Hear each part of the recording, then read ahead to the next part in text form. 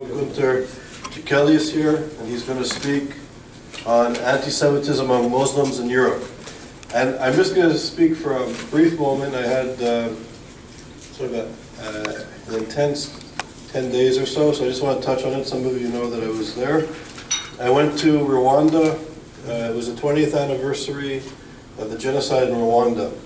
And there was an international conference for memory in Kigali, in the parliament. And I spoke there with a group of scholars and policymakers.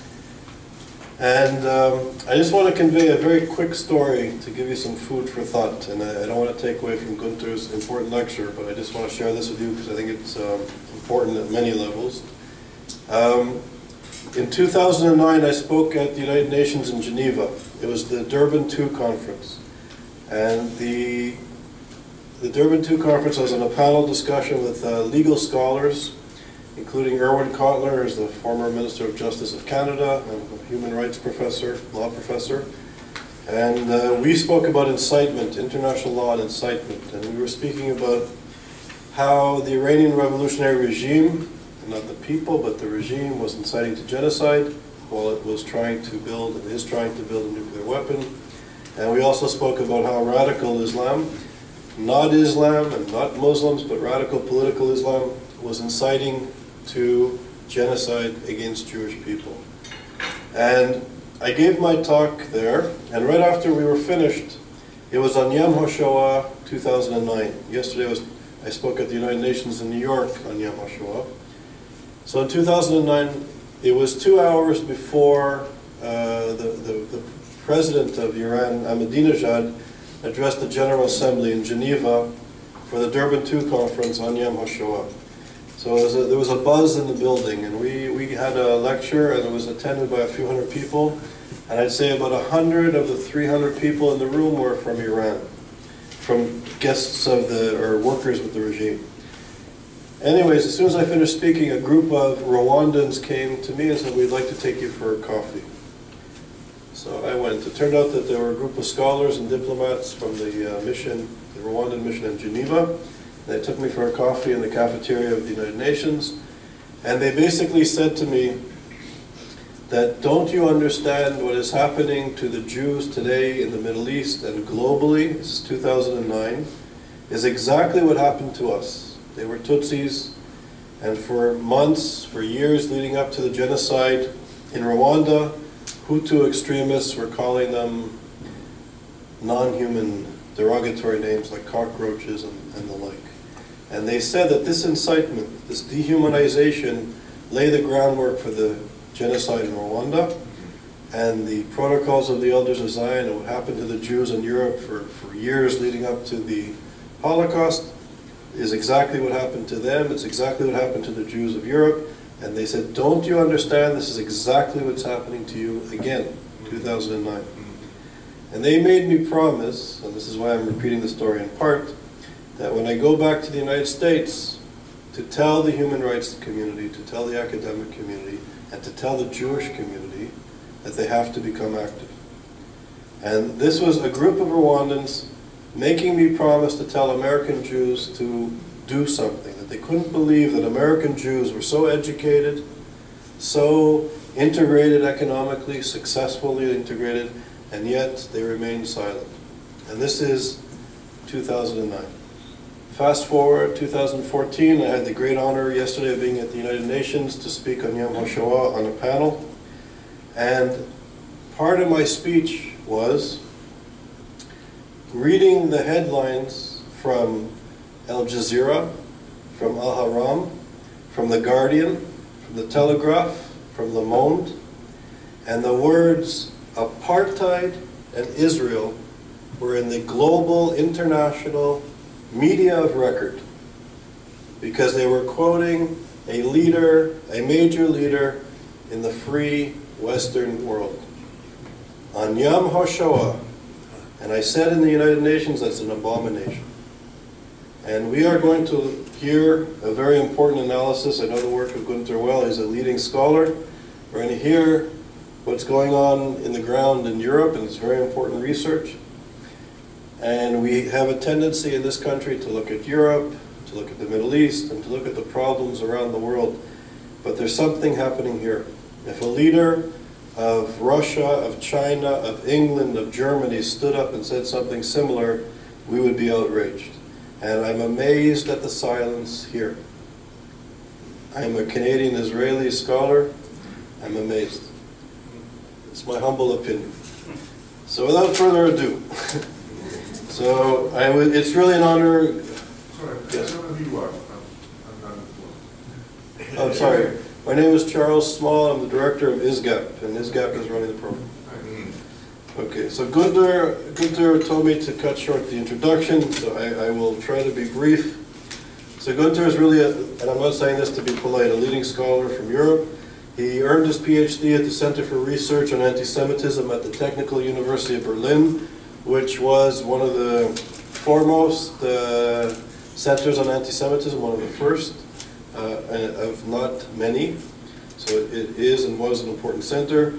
Gunther is affiliated currently with the Moses Mendelssohn Center at the University of Potsdam and the group Société, Religion, La Cité, which is the CNRS, which is a prestigious research center in Paris. He was there actually from 2011 to 2012, and he served as an advisor on combating anti-Semitism to the Organization for Security and Cooperation in Europe.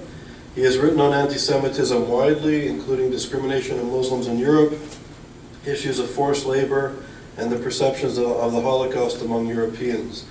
He recently published an important book entitled Perceptions of the Holocaust in Europe and Muslim Communities, which was published by Springer, an important publishing house in Germany. And his forthcoming book from the Indiana University Press is on Muslim anti-Semitism in Europe. He's currently spending the semester at Indiana University at the Justin Druck Family Visiting Scholarship Program at the ISGAP, and he's teaching a course there on anti-Semitism. So it's really a privilege and honor to have Gunther here with us this evening.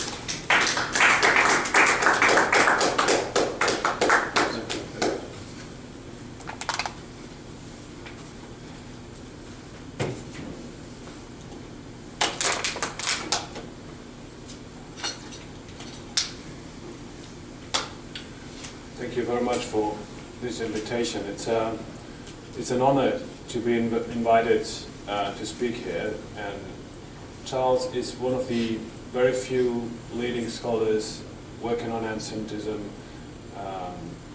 who take this that seriously, and I'm always surprised how few scholars take their research, what they find that antisemitism is the wish for murder, that they don't take it as serious as they should. So it's a great honor to speak here at this institute and in this place. I think we are few enough people to get into discussions. I won't run through all my presentation maybe, so I invite you to ask whenever you feel like that, and we can go into more discussions. I prepared some statistics and survey results and results from qualitative surveys. But please feel free to interrupt me and ask questions even during the lecture. I think that will be more lively. I think we have now a good hour. Is that correct? Until. All right. Good. So I want to talk about Europe and specifically anti-Semitism among Muslims in Europe. And I want to give you a little bit of background about Muslims in Europe. I don't know how familiar you are with Europe or with the different countries. There are Muslim minorities. Most Muslims in Europe live in one of the three countries, Germany, France, or the UK. And they have very different backgrounds. So in France, most of the Muslims, they come from North Africa or the parents or grandparents come from North Africa, to be more precise. In the UK, that is rather from Pakistan, Bangladesh, or India. In Germany, most of the Muslims have Turkish origin. What we can see also from it's mostly a result from the immigration background. That is, most Muslims came in the 70s and 80s to work in Europe and came from rather poor backgrounds. And today we can see that Muslims are disproportionately disadvantaged when it comes to housing, education, and also employment. But I think it's important to see that when we talk about Muslims in Europe, they have very different backgrounds ethnically, and also from the interpretation of Islam. So we have Shiites, we have Sunnis, we have Alevis, and it is, if we speak of the Muslims in Europe, we should think about the diversity of it.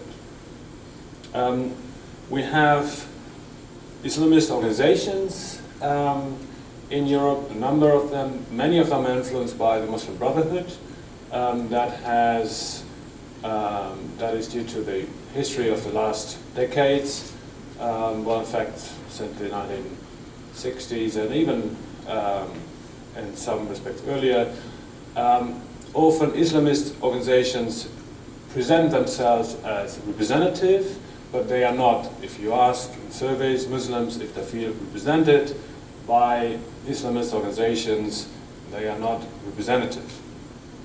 But they are the most vocal and have influences in mosques and Muslim community centers and so on. So if we have a look on anti-Semitism, how do we establish the fact it's since about 15 years there's a rise of anti-Semitism in Europe, I would say, in all countries, in all European countries. And in Western Europe, there has been an ongoing debate where it's coming from, where the violent incidents are coming from. And there has been a discussion, ongoing discussion, that it's largely in part the perpetrators are often have Muslim or Arab background. But it is still contested to some point. We can look at surveys, we can look at statistics of perpetrators, and I want to show you some. This issue has not found much attention for many reasons, and maybe you are interested in discussing why there is a lack of attention by scholars and politicians on this particular issue. Generally, I just want to show you 2-3 survey results. Anti-Semitism in Europe is fairly high. These are results from the ADL that do every 2-3 years. They do surveys in different European countries, and here are the results from 3 countries. So you see that the trope Jews have too much power in the business world is still popular, and you see here in these statistics staggering high in Hungary. Hungary is a very specific issue, and I won't talk about Hungary tonight. I will concentrate on Germany, France, and the UK because these are the 3 countries where most Muslims live. But even in these 3 countries, we have high anti-Semitic attitudes. Jews still talk too much about what happened to them in the Holocaust. It's also something what has been described as secondary anti-Semitism, a reaction to that in Germany, for example, Germans do not want to be reminded of the history of the nation, that they were responsible for the Holocaust, and therefore that might explain why it's particularly high in Germany here. 43% do believe that Jews still talk too much about what happened during the Holocaust. And for Germany, there has been there are often other surveys, and there has been a commission or an expert report, and it's estimated that about 20% of Germans can be considered to be anti-Semitic. Now, if we compare in surveys Muslims and non-Muslims, we can see there are different surveys. There are surveys comparing different countries, and surveys only in some of the countries or one country. And this is a survey which is a bit older, it's from 2006, but that had the question, do you have a positive or negative view on Jews? And there you see a staggering difference between Muslims and non-Muslims. So there's another more recent from 2013, from last year. Another question: Jews cannot be trusted. Was there the question? And so in Belgium, that is BE, Belgium, Christians agreed, or 7% of the Christians agreed that Jews cannot be trusted, and more than half, the majority of Muslims in Belgium said Jews cannot be trusted. And in Germany it was 10% of Christians and 28% of Muslims, around 7% of Christians and 43% of Muslims said Jews cannot be trusted. So where is that coming from? Yes? Are there any controls? I mean, what percentage of people in Belgium believe Armenians can't be trusted? Sorry? Which percentage? What percentage of people in Belgium believe Armenians can't be trusted? Yeah, these that is control. There are no controls. Yeah. I don't know how this compares to their feelings. You know, yeah, you're right. No, you're that's right. right. No, that's fine. I'm happy to take questions. questions. You're right. You're right. Seriously. No, that's fine. This is, you can discuss surveys, and this is one of the disadvantages of these kind of surveys. We don't know how that compares to others. A lot of these have no basis. But this survey compares also to, I think, to how they view Christians. I don't have these statistics here, but I can tell it to you. But my point here is the difference between Muslims and non-Muslims. That's my only point. But the other, you're right. We should discuss that critically. You're right. But this is my main point here in showing these surveys. You see more detailed surveys here now with different backgrounds. This is one in Germany. They had 12 or 13 questions or so. And that might be one reason why there's a difference. So there was a question, in my religion, they warn us against trusting Jews. And they had a survey of different, that was high school students. They surveyed 2,500 high school students. And those with Turkish backgrounds, and they all identified themselves as Muslim. And I said 15% of them said, completely agreed, that in their religion they warn us against trusting Jews. Right. 20% with Kurdish background, 80% with Arab background, 7% with Polish background. So there you have a comparison to other background with Christian background, and 28% without any migrant background. So also there you see difference between Muslims and non-Muslims. And also, if you distinguish between people with migrant background and non-migrant background, right? The people from Polish background in Germany have also migrant background. And this is the other question there. In my religion, it is the Jews who drive the world to disaster. You see similar responses, that more people with Muslim background, with different ethnic backgrounds, so Turkish, Kurdish, or Arab background, And there you also see these differences. They agree more to these attitudes than people without Muslim background. Yeah? Okay. And, well, there is also these classical Jews have too much influence in the world. We can also distinguish between these backgrounds. It shows similar results, but maybe surprising here is that 40% with Arab background do think so. So there's a difference. They all, the first three, Turkish, Kurdish, and Arab, people with Arab background, they all identify as Muslim, but there are differences, right? With their ethnic background.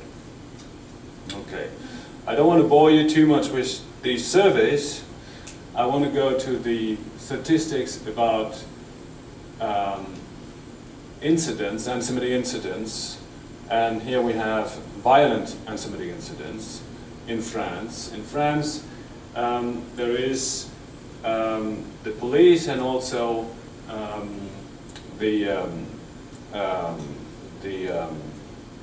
Jewish organization that collects data, and the CNCDH, this is a governmental organization. They collect these data on violent incidents per year. They do their annual reports, and this is where I got these numbers from.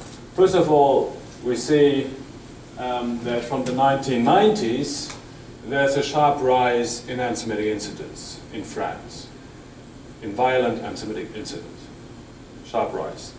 And then what you see green is those who were identified as Muslim or Arab, and that varies per year, and it goes from well, in the year 2000, from 109 out of was 125 or so incidents to 19 out of 130 something in 2011. So it varies. And what you see as yellow here is those who are not identified. Because often, of course, if there's a violent incident, we don't know what the background is, in many cases.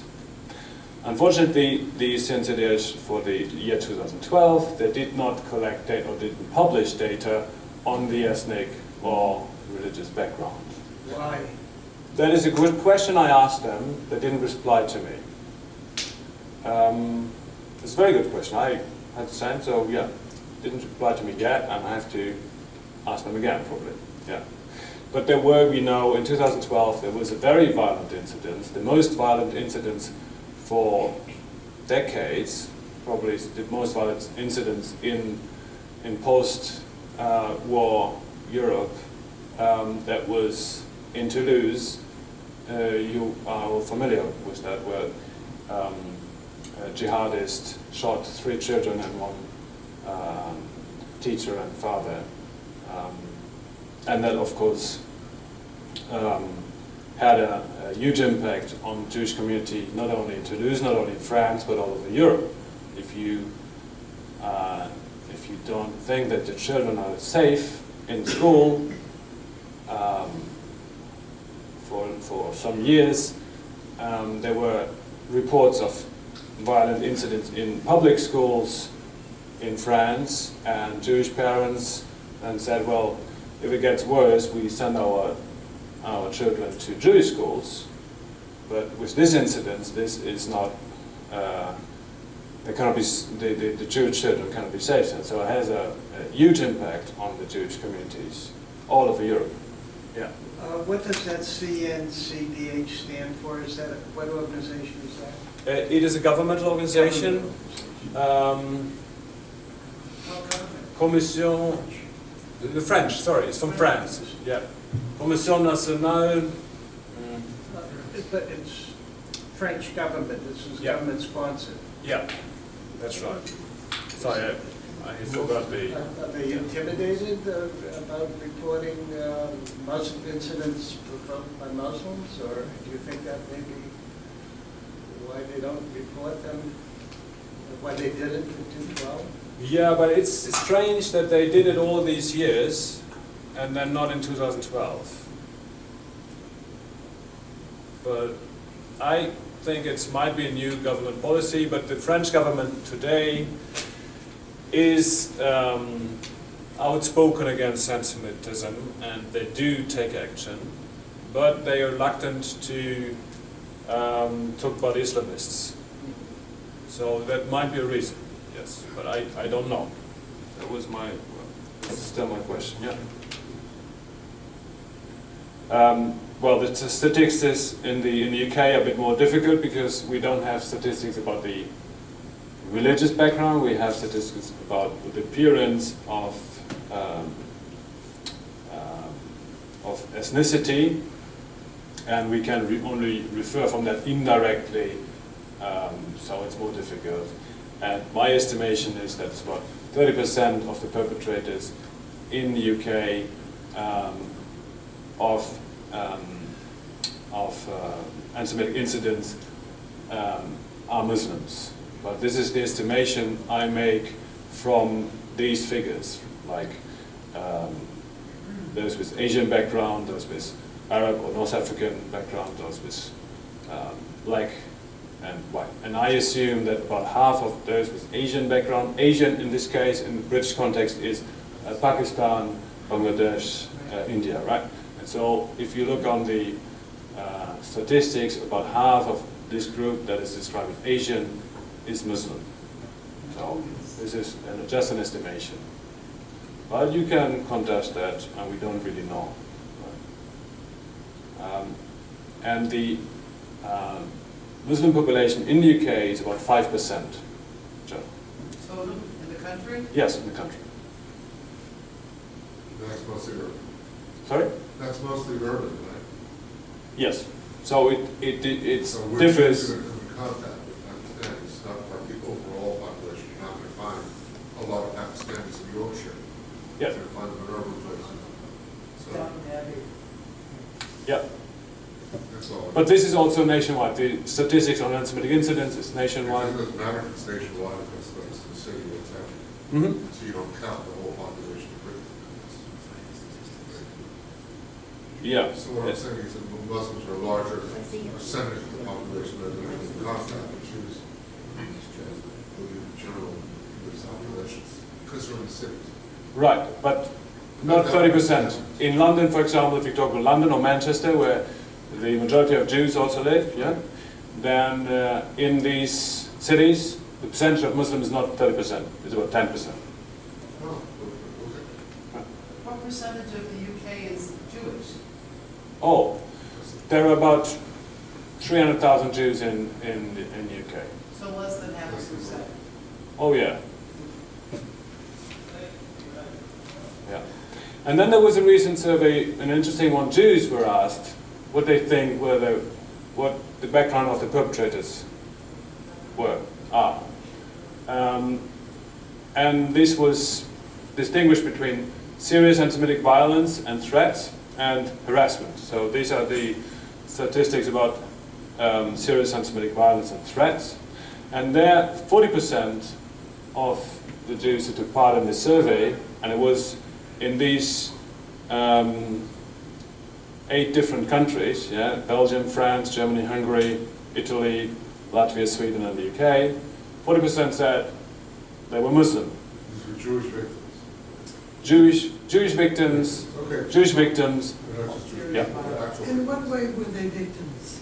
they were victims of anti-Semitic violence and They were threats. attacked, they were personally attacked? Yes, Or threatened. insulted, threatened, attacked. And they were asked, took part in the survey, and that was their response. And this, as you can see, includes countries like Hungary, Latvia, and Sweden, where not many Muslims live. So we can assume that it's in France, this percentage is higher. Right. So what's FRA that is doing the survey? Oh yeah, the survey was done by the European Union Agency for Fundamental Rights.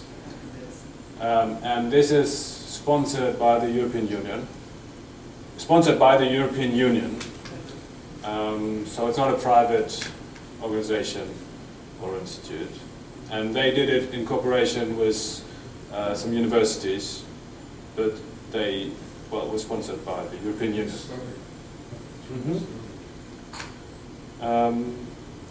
And if you look on harassment, the percentage of people with Muslim backgrounds or Muslims were 27%. And interestingly here we can see, oh sorry, those with,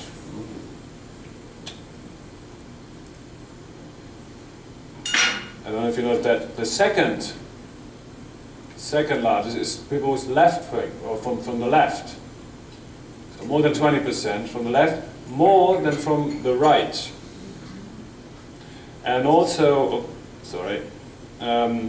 this is also true for the anti-Semitic violence and threats. I found that really interesting, that those with left wing, that were affiliated with the left, were more than affiliated with the right.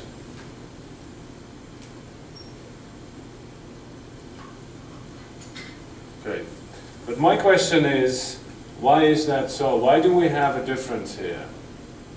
I mean, we can observe that in these different surveys that there is a difference between Muslims and non-Muslims. But why is that so? So, there are different theories about that. Some said, well, this is because they are discriminated, and so they take it out on Jews. Some said it's because of the Israeli-Palestinian conflict, and they identify Jews with the Israelis, and then they take it out on Jews. I didn't find all these arguments convincing, so I thought the best way to find out is to ask Muslims themselves, if they don't like Jews, why is it so? And I did interviews in Berlin, in Paris, and London, and I asked more than 100 young people, why is it that they, or what are their views of Jews? I can tell you more about the methods, and but what I found out is that there are 4 different answers, 4 different categories why they say they don't like Jews. So there's classic antisemitism, conspiracy theories and stereotypes like Jews are rich. Then there are negative views of Jews with references to Israel, like Jews or Israelis kill children, and often there is no distinction between Jews and Israelis. And then we have also a third category of arguments. Yeah. You said there's no distinction between Israelis and Jews? Yeah. By the Muslims, really, yes.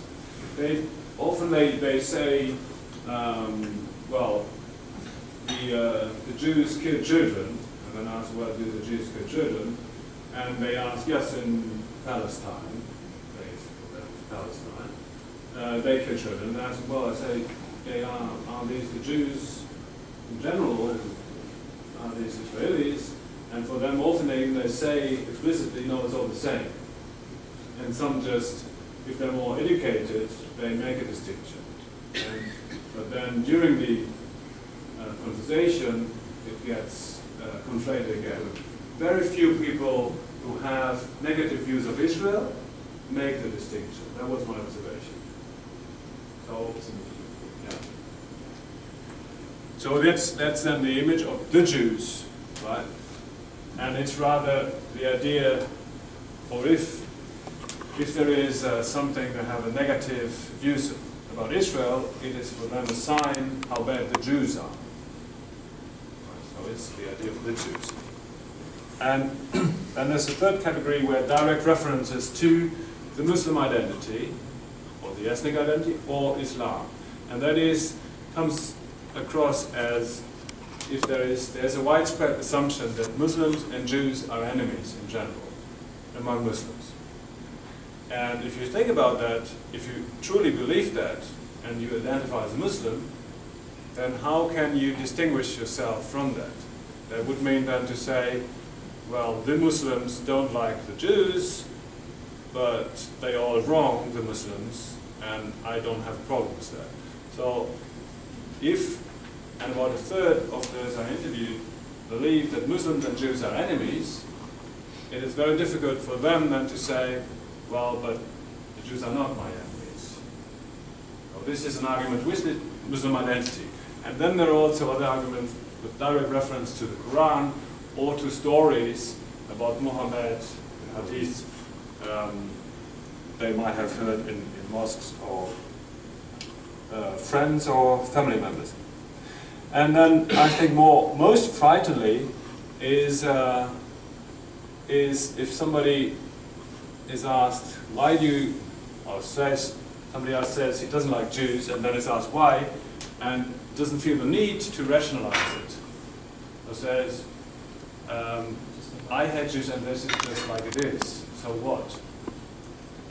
So that shows that is the highly irrational aspect of anti-Semitism, which is its core. I mean, the other arguments, so-called arguments, are not really arguments. It's not a to hate Jews in general. There is no argument for it, so it's irrational anyway. But some do not even feel the need to try to rationalize it.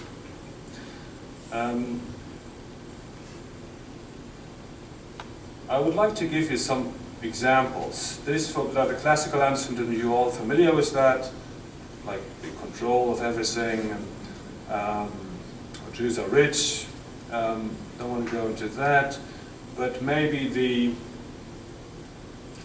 well, this one, because I think that is goes far beyond Muslims. These negative views of Jews with reference to Israel, and that has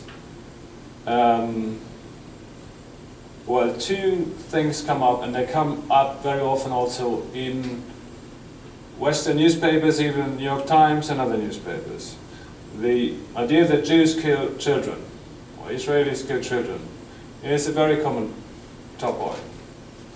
And it's emotionalizing.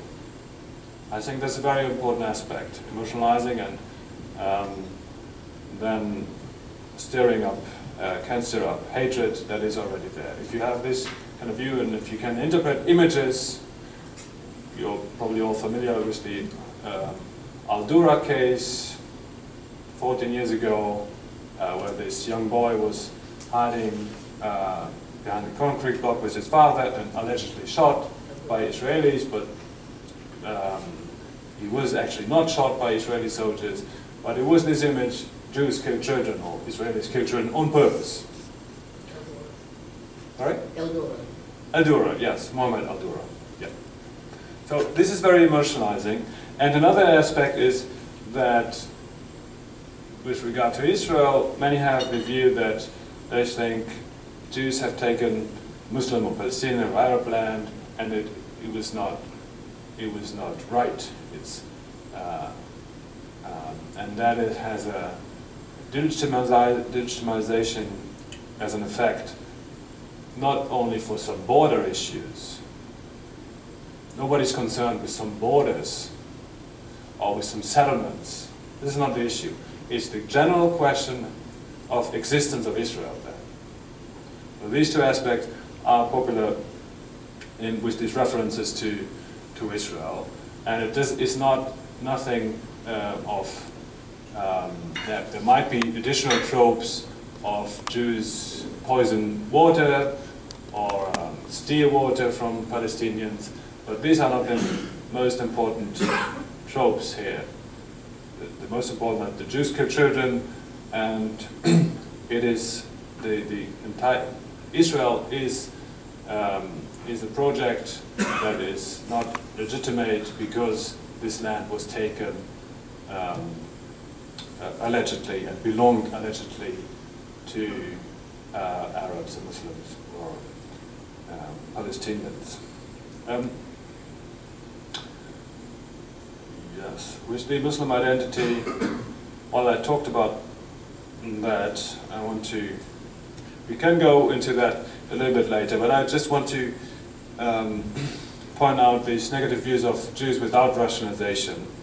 That comes up in language also, that in German and in French, the term for Jew, Jude or Juif, has become, among many young people, an insult. Even if there's no Jew present, it is in the everyday language, it's become an insult.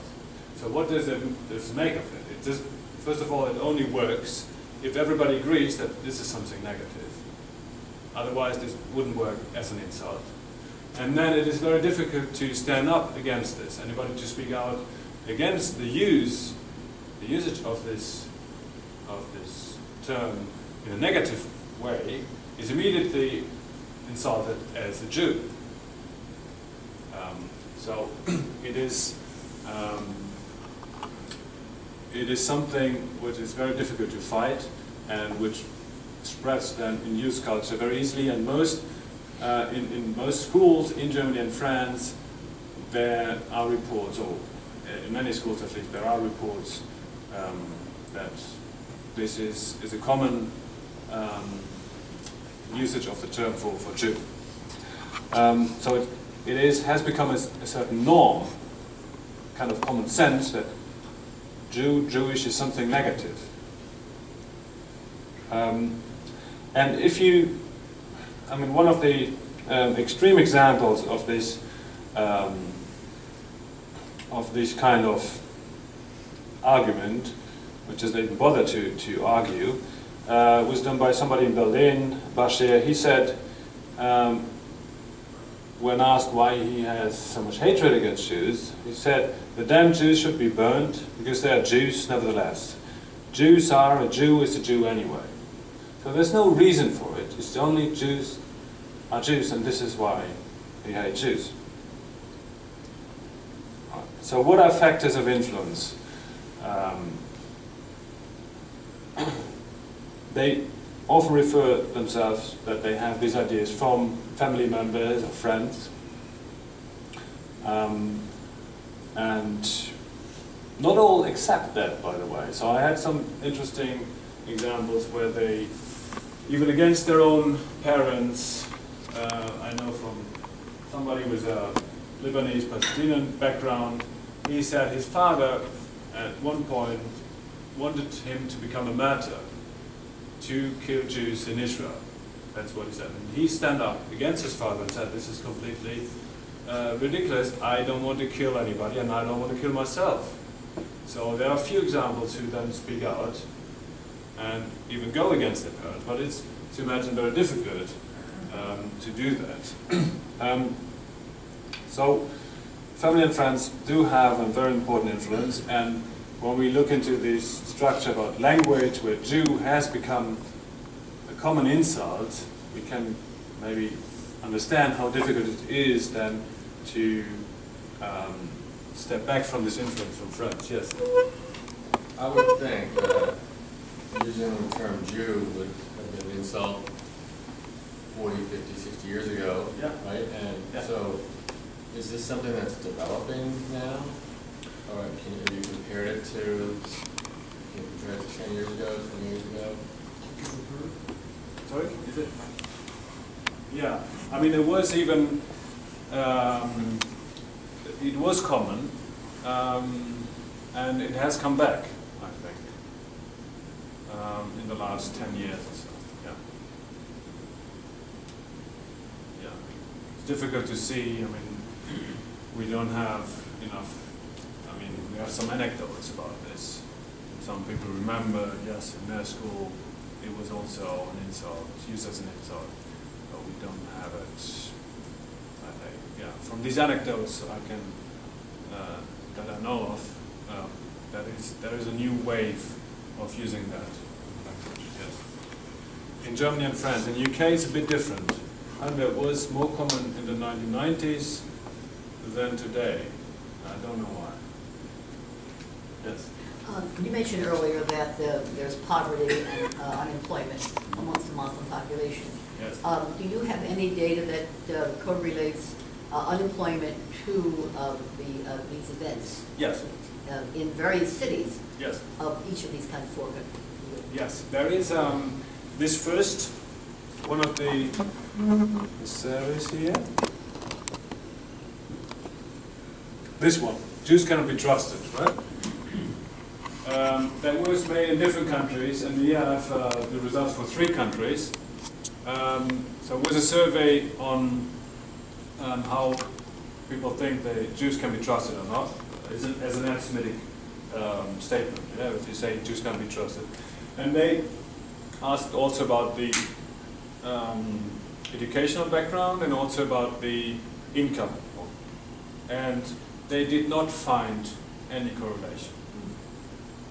And also another survey from Belgium was the same. Well, they had more questions of anti-Semitic items, and they also did not find a correlation.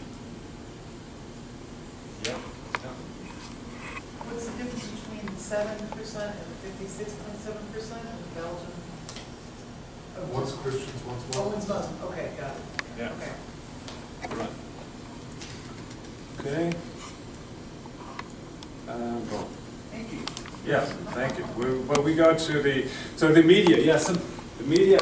Often it has been said that it's the Arab news channels like Al Jazeera that, of course, you get in Germany and France, the UK and everywhere, and that has some influence. But most Muslims, and particularly young Muslims, do not speak Arabic in a way that they can understand the news. So sometimes they're influenced then by parents watching these channels and by the pictures, but as far as other surveys also tell about the media consumption, these channels are not the main source of information. But they're loaded to hear bad things about Israel. I said, if Arabic youth listen to the vernacular news, Yes. they hear bad things about Israel, because Israel does lots of bad things. Absolutely. They end up in the unbiased news. Absolutely. And they're ready to hear bad things. Right. And so they're further radicalized because they hear what they want to hear. Absolutely. This is a very good point, because often then it matters how certain images are interpreted. If you have an anti-Semitic view already, then you get a confirmation. If you want to see that Jews killed children, you can see that in some images. And also in mainstream media, they are not too careful in making distinctions. And there's an interaction between this and what you said earlier about the second reason. Yes? That's all. Yeah, right. And school, unfortunately, we think of school, yes? Well, I mean, I was at Boston College last week where the Students for Justice in Palestine invited one of the Israeli soldiers from Breaking the Silence. And these people don't know that, these college students don't know the history of the land of Israel. And, these were kids receiving a college education who don't have, I think a lot of this points to lack of education or consistency of what we're teaching in education worldwide. It's not just at Boston College, it's at all universities, and that, the British mandate was all part of this huge piece of land that eventually became Palestinian Judea and Transjordan. But they don't realize this. They don't know. They don't realize it. They don't know it. So even Israeli soldiers don't know the history. Because this guy, and if he knew it, he wasn't telling it. Yeah, and this is the next one, the school. The school is still a very important source of information, of course, for young people. But we see that sometimes stereotypes are reproduced in school, and sometimes some refer to anti-Semitic thinking of what they have learned in school, particularly about the Israeli-Palestinian conflict, but on other issues about the Jewish control before the Second World War for the Holocaust. So it's not all good in school, and it should also be watched what teachers are teaching, absolutely. And there's room for improvement, as diplomats would say. Yes. Yes. And of course, I mean, we have mosques, and there is an increase in religion among Muslims in not only Europe, but worldwide. And so mosques gain more and more influence. But that doesn't mean that everybody who's identifying as Muslim regularly goes to mosques. Some only go once a year, and not even that. But those who identify as Muslim, usually the Imam is a very respected person. So whatever he says has an important impact, usually, and is rarely questioned. We see if we distinguish in surveys between people who are more religious than others, that this also has an effect. Those who are more religious tend to have more anti-Semitic attitudes. I don't know if I should ask you this. I'm wondering what drew you to this topic. Sorry? What I was wondering what drew you to be specialized in this topic. Yeah, that was the lack of research on that and denial that it has an effect. I was in 2002, 3, 4 in Berlin, and there was a rise of anti-Semitism after 9/11. That means that in the streets there were attacks on Jews. That means there were anti-Semitic graffiti. That means that some of my friends who were not Jewish were accused of being Jews and then attacked because they had they spoke out against anti-Semitic views. So there was a time when I thought, well, where does it come from? And then there was a survey which showed that in different European countries there are many of the attacks against Jews come from people with Muslim Arab backgrounds, and this survey, also by the predecessor of this organization, FRA, they dismissed, they gave this study, they commissioned this study, but they were not happy with the results, and they withdrew the study. I said, what is wrong there? And I said, it's important to look at that in more detail. And also I was then working in 2003 in an educational project, and we wanted to reach young people with different backgrounds. And so for us it was important to know what they think and why specifically they don't like Jews, if you want to work on that. So that was my personal story why I came to that. Yeah. So maybe just coming to the conclusions, we see that different sources. I mean, this is not, we cannot generalize saying, well, it's all because of the Islam, whatever then the Islam is.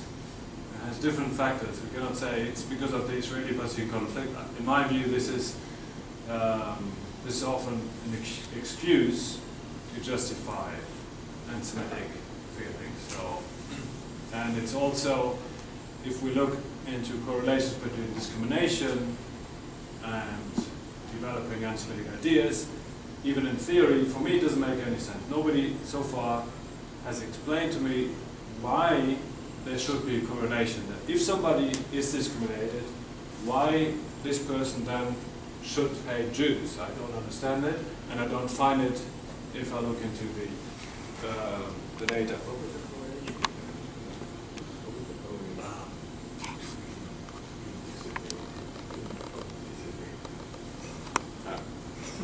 But what there is, I think one strong factor is what people think of Islam. If they have a certain way of interpreting Islam in opposition to Judaism, for example, or in seeing Islam at war globally with Christianity and Judaism. Some people have these ideas. Then, of course, it's a source for anti-Semitic attitudes.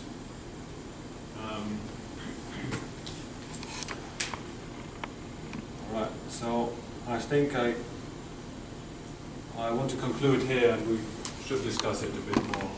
I can go into some details if you want. Yeah. Thank you.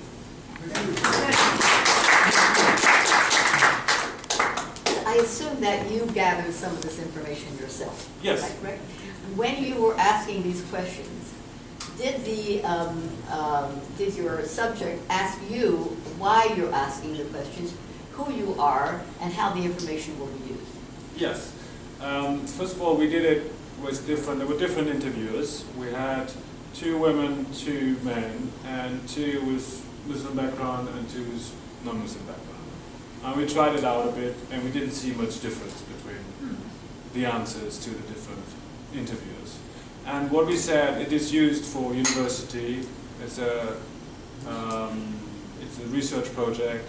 All the names, I put out some names, but they are not their real names, and we told them that.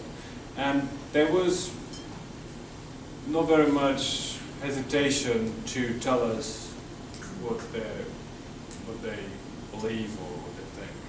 Yeah. So that was not an issue. I mean, it's rather a time issue, but if you think about it, I used, and also the other interviews used, that very few people get often the occasion to talk about whatever they want for, I don't know, half an hour, and somebody's listening. So that's rare. Yeah. It sounds like mission impossible, but what can be done to influence the views of Muslims? Mm-hmm. Yeah. So I think if we look into that, first of all, we have to acknowledge, well, one thing, it cannot be tolerated, right? So it cannot be excused. There's no excuse for hating Jews. So if politicians say this is because of discrimination, then this is an excuse for anti-Semitism. So this should not be done. So there should be clear condemnation of anti-Semitic action and attitudes. That's the first thing, in school and from politicians and so on. The second thing is these ideas. If you look at these ideas of, if somebody has this idea, Muslims and Jews are enemies, there must be a reform within Islam and Muslim organizations. They have to speak out against this, against these ideas of enmity between Jews and Muslims. These are some things. Then in schools, I think, they need more education. But I think the most important thing is that people speak out. Often the rise of anti-Semitism depends less on the people who are anti-Semites, but more on those who speak out or do not speak out.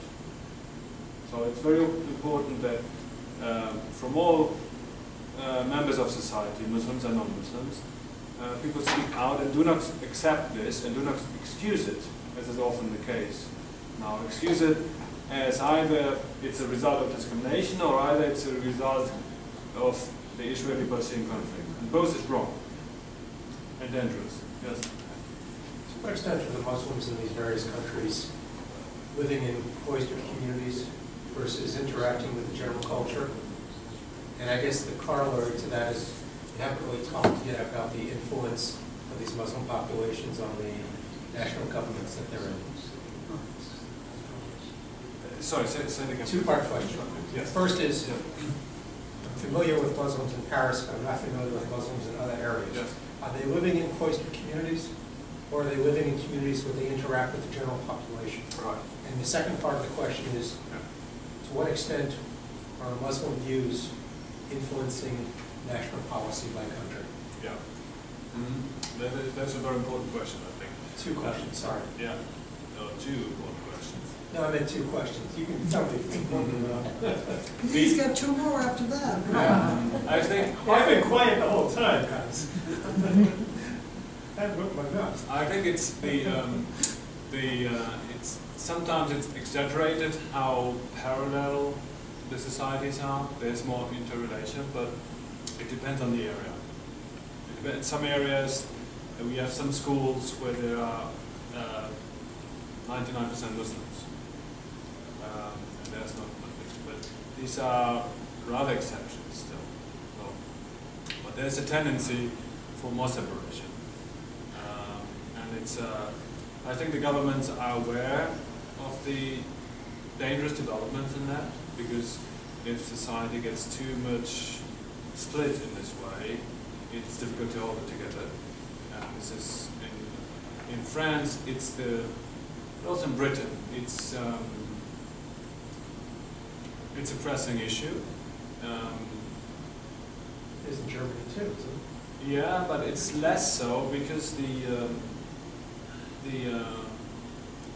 people with Turkish background, they have Turkey has a strong tradition of secularism, and many of the about 25% of the Muslims in, or Muslim Turks in Germany, they are Levis. And Alevism, these are not the same Alevis as in Syria. Turkey. Otherwise would be them in Syria. But Alevis, there's in Turkey, and they are have a very liberal interpretation of Islam. And so that is a little bit less, I think, of a problem. You have less Islamist organizations. I mean, the Islamist organizations in Germany are militarish. So this is, they're still Islamists, but they are not as radical as some others in the UK or in France. So the influence from Muslim organization on the government policies, yeah, there has been some attempts even to accept Sharia law in the UK in some instances in family conflict. I mean, in conflicts within families or different issues have been accepted as a kind of agreement that can substitute court decisions in a way. And there's an ongoing debate on that in the UK. In France, that would be impossible to think of that, because they have this very secular approach.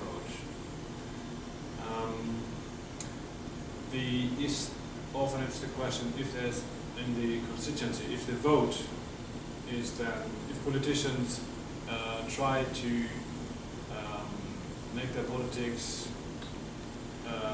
in a way that Muslims would vote them, Islamists maybe vote for them. This is the case in few areas. Yeah, in Tower Hamlets in London, for example, it is the case. But in most places, Muslims are not in the majority, or I mean, they have like 5, 6, 7% of the vote at the most, because often they do not have the right to vote. So they have because of citizenship. Citizenship, yes. In Germany, only half the Muslims are Germans. In France, there's more, but still. In the UK as well. Yeah, in the UK, I have the statistics, but it's a bit more than majority. So you would conclude that many of the anti-Israel, pro-Palestinian movements in European governments are not due to the Muslim influence in their countries? Okay. They are. If you look on surveys, the anti-Israeli attitudes are very high in the general population in all European countries. They don't need the Muslims for that, if you want. What do you credit that? What do you credit that to? I mean, why is it that that's greater now than 10 years ago, 15 years ago? The anti-Israel. Anti-Israel and anti-Semitism. It's never. I mean, it was never dead. Antisemitism in Europe, right? The rise in incidences as yeah. violent incidences. Way up. Yes, that's right. I think there's less.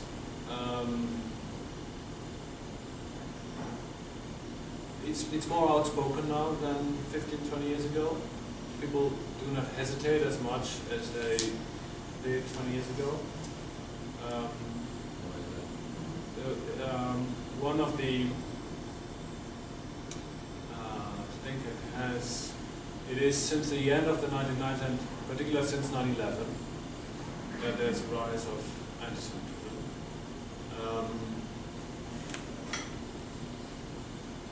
The excuse of the Israeli-Palestinian conflict is one thing, but that was true also in the 1960s.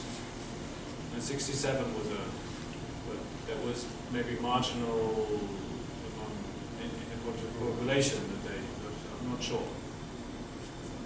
I don't really know why there is this rise, but it has something to do with the global development, with the global phenomenon. The rise of anti-Semitism is a global rise. Islam is one factor, but it's only one factor. Yeah. Do you think a focused program, say at high school level, gymnasium level, young ones, aimed at debunking this and dealing with it, whether it be lectures in their schools, movies, Facebook programs, comic strips, the way these young people communicate with each other, clarifying this issue, applying, if possible, corrective to this form of thinking, would influence in an effective way the coming generation? Well, these are, what tools do we have? We have education and condemnation, that's the tools we have. Well, and communication. Yeah. At their level. And there are attempts in Germany to do that. There is a wonderful project by the American Jewish Committee. They have an office in Berlin, and they gather educators and they develop programs. But these are programs, in one school year they do this, and they have funding for 2 years maybe if they're lucky. So it's not widespread, but there are some of these programs in place, and I think it should be, but it's not in the general education of teachers. So that's where it should go into. So in the teachers' education, and that should go with governmental programs, and there should be maybe more push towards that, and that I think would be more successful. But I mean, all the other programs they have good programs, but they are only very small programs. I don't know who was first here. Yeah. During the Depression, Father Coughlin and a newspaper sponsored by a Ford Motor Company, and in New Jersey and in Michigan, there were people who marched around in uniform with the swastika on their uniform.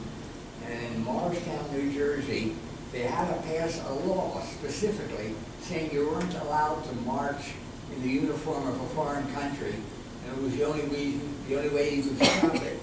And that was the symptom of the Depression. And the consequences and the logical consequences are painfully obvious. Yeah. People try to get around. We have laws in European countries, in many European countries, in Germany and France, that, for example, do ban some symbols or Holocaust denial and so on. But we have also comedians that you might have heard of, Dieudonné Balabala, French comedian. He invented a kind of Nazi salute, which resembles a Nazi salute, but is not quite a Nazi salute. And that is widely used by people who want to show their enmity against Jews, maybe, or other things. But so it's difficult to deal with that in a in a way banning, but it's also necessary, yes. So, Sorry, you go first, I think. Is there any Muslim group anywhere that advocates more a less bigoted approach Yes. to white Muslims? Yes. So we don't hear much about them. I mean, occasionally I read about them in memory, but I don't hear much about it. Do they have any impact? Are they attacked? Are they supported? Are they funding? Yeah. Who are they? Yeah. There are some, most of them are individuals, like politicians. In Germany, we have some politicians, they say they're Muslims and they condemn anti-Semitism. Whenever there's an incident, they condemn it. So these are individuals, like some of them, Öschlü, he's from the Green Party, and, well, they're different from different parties. Then we have other individuals, very good one, good organization. It's called the Heroes Project. It is founded by a young Palestinian Israeli, speaking out against anti-Semitism, but also against the idea of honor and how to treat women, women's rights, and this is ideas of questioning some of the assumptions that are widespread in Muslim communities. So we have some of these organizations, yes, but there are exceptions. Individual people, are there organizations that are gaining or are working to gain support in common? They being funded by someone? Is there something like, is there the beginnings of something like the ADL? Is there any hint of that anywhere? I'm going to say the ADL does, but at least they make a lot of noise. Right. There's an equivalent to, you may know the equivalent of the European APAC that started, I forgot. Berlin. Yeah.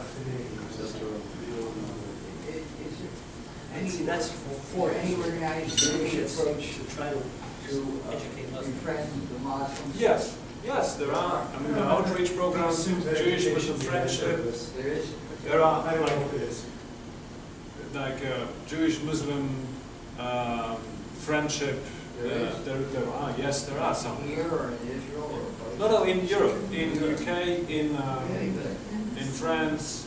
But the problem is that the Muslim organization, most of the Muslim organization, they consider themselves a Muslim organization because they, or those who go to a Muslim organization, for them religion is very important. And for those who have a more secular approach, they would organize themselves maybe in a football club or in a club in another way, but not necessarily as Muslims. And the support often comes from foreign countries. So in Germany, the Turkish Muslim organizations are often closely related with Turkey, with the Turkish government. In France, closely related with Algeria and Morocco, almost Tunisia. And it's a bit different in UK, but in UK you have, it has been a center for Islamist organizations that were banned in Egypt and in other Arab countries, and they could set up their center, Hizb ut-Tahrir, for example, in London. I have two quick questions. You said with very simplicity, but it was profound. You said there's no distinction in your survey between those who don't like Jews and don't like Israel, and that the anti-Semitism is interconnected. In the United States, in the American Jewish community, and among scholars, there's this great debate that criticism, even unfair criticism of Israel, is political, and that anti-Semitism is something completely separate. Based on your findings in Europe, can you just comment on how your findings fit into this sort of discourse or discussion that's taking place in the community and among scholars? What is your view? Yeah, I mean, those who are more educated, they learn what is acceptable in the discourse. And they want to be part of the discourse. So if I want to be educated, if I want to get a job as a, I don't know, a teacher or somebody, I cannot say openly I hate Jews, right? Yeah? Can I have a question in a moment? Sorry? No, go on. I just started. So this is one general assumption. I have to fit in. If I want to be part of the intellectual society, I have to fit in a way. Right? Otherwise, it will be difficult for me to fit. So this is one motivation to watch my language. In general, maybe we can agree on that. Oh, that's hypocritical. So this is one thing. And the next thing is, if we accept that there are anti-Semites out there, some people are anti-Semites. And what can they do if they're anti-Semites and if they want to express themselves? So either they shut their mouths, or they do not act upon their beliefs, or they try to find ways to do it and to get away with it. So some anti-Semites are educated anti-Semites, and some educated anti-Semites look for ways to express their anti-Semitism. And one way to express your anti-Semitism today is saying, I'm not an anti-Semite, I'm an anti-Zionist. Yes. I need a number. Sorry? I need a number to call that argument valid. Yeah. And if I don't need a number, because I need to distinguish then what would be anti-Zionism, or to think of what is anti-Zionism. If somebody says, I'm anti-Zionist, yeah? So my question is, how does the reality that you study in your Muslim community, how does that reality fit into the sort of the discourse taking place in the American Jewish community and among scholars? There's some scholars that are, and some members of the community are saying these are separate issues, and there's some that are saying, like me, that they're interconnected and we can't really separate. How does your study fit into the discourse in the community, and in the academic community and the Jewish community, if it does? Yeah, there are, I mean, I'm not sure about what exactly you're talking. Are you talking about people like Brian Klug, he's a professor in London, I think? He says, those who attack, in an article in 2004, those who attack with Muslim or Arab background, who attack Jews, they don't do it because they want to attack Jews, they do it because they are against the Israeli government and their anger is just expressed in another way, and even if they say they hate Jews, they don't really mean it. That's what he said.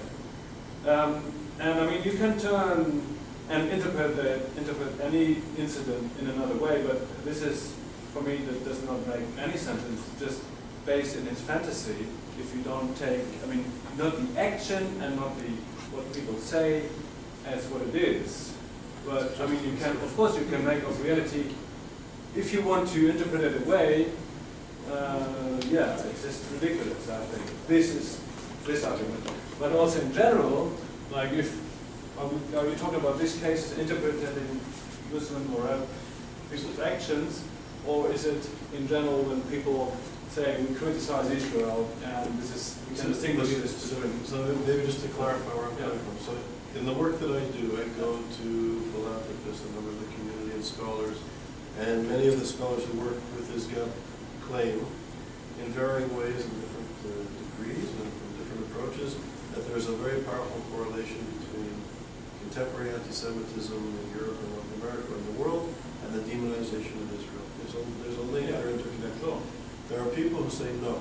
Yeah. That if it's the Israeli government, it's settlements, it's occupation, if Netanyahu would change and there'd be peace, that's a separate issue than anti-Semitism, let's say in Kansas or in New York.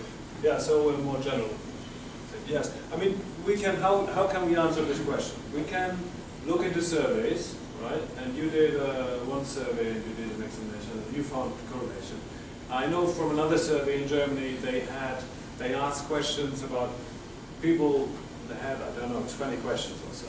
And some were related to anti-Semitism, and some were related to criticism of Israel. And they found that only 10% of those who criticized who had critical opinions of Israel, only 10% of those did not have anti-Semitic views. Who did that?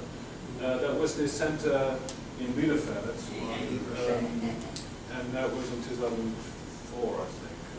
I can send it to you. So that is one way of looking at it. I did another way. I talked to people, to many people. I did interviews, and I found out those who had a very critical view of Israel, if I talked to them long enough, they mix it up, and then Semitic stereotypes pop up. So from that experience, I can also say there is a strong relation between it. And then I think the real questions here just, I mean, what do people consider as critical of Israel? Yeah? If you have some criticism, of course there can be criticism of some policies and some, but if you have it in a way, Bernard Harrison, I recently read what he said. He said, if you accuse Israel of an utterly exceptional crime, well, he's British, so he has this kind of thing, utterly exceptional crime, I mean, to make the point that there's no, Israel shouldn't exist, you have to make the accusation of an utterly exceptional crime. And this is, what can that be? Dropping an atom bomb. Sorry? Dropping an atomic bomb. If they do it, or what? Well, no, we did it. Right? Well, why should we be subjected to it? Yeah, I mean, yeah. And this utterly exceptional crime, the accusation of it, if there is such an accusation, and it is not, any I know of, is not based on reality, so that would be a clear sign for me that this is an anti-Semitic accusation, and not a criticism of some sort. You know this is not your data, and it's probably was not intended in your presentation. Should we be more concerned with Muslim anti-Semitism in Europe or Christian anti-Semitism in Europe? It's not Christian anti-Semitism in Europe. I don't mean Christian theology. I mean, Jabok's, the Greek party. Europe or the United States? Europe. I'm talking Europe. Yeah. Let's address that same slide. I see correlation in this sort, that it's often many of the anti-Semitic attacks are done by Muslims. In France, the statistics say about 30 to 50%, but it's when you talk to those in Jewish community who collect the incidents, they say more than 50%, and because there's a huge gap where we don't know the background of the perpetrators, right? So we don't know exactly. But many of the anti-Semitic attacks, and surely the most violent ones, are done by Muslims or Arabs in France and in the UK and in Germany. There also is a strong far right, radical far right, neo-Nazis who are very violent as well. So I think it is often because it's tolerated, the anti-Semitism by Muslims is tolerated in the population and among politicians, saying, well, they have their reasons because they affiliate themselves with the Palestinians, even if in the Turkish case it's not true. I mean, most Turks, they surely do not want to be identified with Palestinians or Arabs in general. Right? So this is not, but this is often excused then, and it legitimizes anti-Semitic violence in a way. So it becomes more widespread. But of course, I mean, under 10% of the population in any of these countries is Muslim.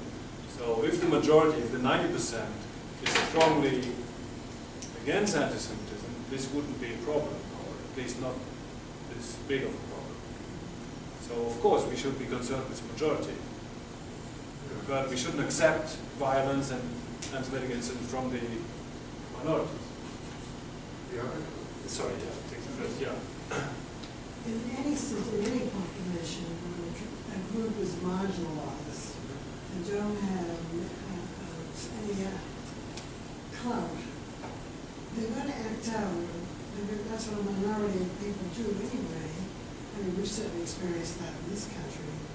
if the Muslims could be brought into the community in a way that they have more equality, wouldn't that change things? Wouldn't it be less apt to be looking down on Jews or anybody else as far as that goes? Does anybody consider finding a way to make their lives, I'm generalizing because I'm sure that's not true of everybody, but I've seen the Algerians in France, for example, and they attack people on the street, you know, whether they're Jewish or not, because they're angry.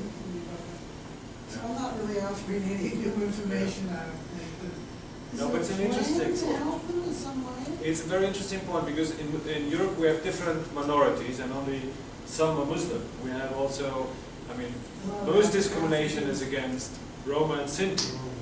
Roma and Sinti, we don't know of any particular hatred of Jews among Roma and Sinti. Gypsies. Of gypsies. So, and also like Black Africans from Africa, they are in many countries, in Germany and France, they are more discriminated against than Muslims. And also among them, it's not necessarily they have more anti-Semitic attitudes developed. So the correlation there is not. But if they are part of the mainstream, they would, I mean, in many ways also in attitudes, they would be. Well, hopefully it's faster.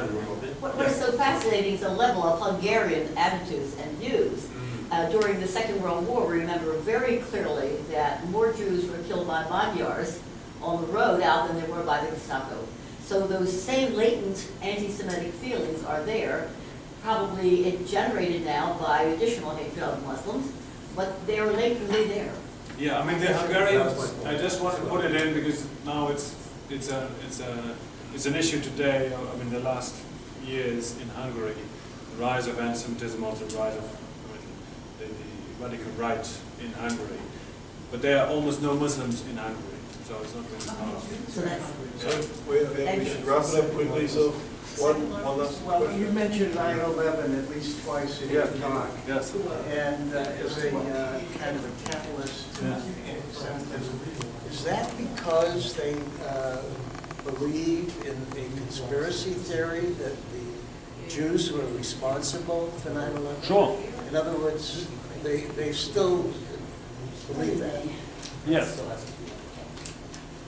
Many believe that. Yeah. I mean, I don't know, but many believe that, yes. And just to wrap it up, Gunther, one last question. On, I think it was January the 27th and 28th, there was this massive rally in Paris. Yeah. So people estimated there were 17,000 people. There were West African men, the extreme right, kind of marching together. And they were, I don't know if people were aware, they were yelling anti-Semitic slogans and Jews and Israel Jews and out. France. That was the first time publicly, at least what is known, that on the streets of Paris there was the call to throw Jews out of France, yes. So given your research and you lived in France, were you shocked? Oh yeah. What's your thoughts on what happened? Yeah. I mean, this is it is such a fast development in France of anti-Semitic, of the rise of anti-Semitism. I mean, there was this wave of anti-Semitic incidents after 2000, in 2000 and afterwards on the streets, and Jews were not feeling safe in some areas and so on. And then there was this, in 2012, in the school, the Jewish school, was a Torah, that was so violent, and there was not only this individual doing the violence, but there was support for this guy then afterwards. These were West Africans? No, he was from a North African background. Who was this? North African. North African, that makes more sense. You said the guy in North African. Yes. Or Algerian? Okay. Yeah. I thought you said sort of West African. I said West African, yes I did. Was it them? Or was it Dieudonné is from Cameroon. Oh, Dieudonné is something different, so somebody else. So that was in 2012. 2012 there was this violent attack. with some support. I mean, but there was still strong condemnation by the government. Then there was Dieudonné going on, and then there was, I mean, Dieudonné was this Nazi salute, and he made a film, The Antisemite, right? He wanted to show in Cannes, but that didn't happen. But The Antisemite with Iranian money, and if you have seen that film, it's a dream of an anti-Semite. And then there was this on the streets on the, I think it was 26th, 25th of January. It was a Sunday, I think. So it was shortly before. In France, you have the Holocaust Memorial Day is 27th of January, like the liberation of Auschwitz. And that was, I mean, that was a truly shock for me. It didn't find enough condemnation, I think, among intellectuals.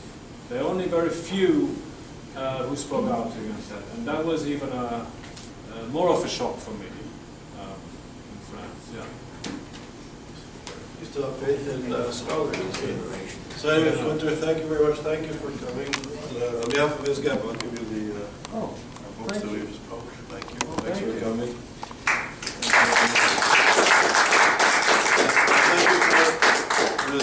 Your important presentation, a good presentation, but especially for the important work you're doing and continued important work that you will do.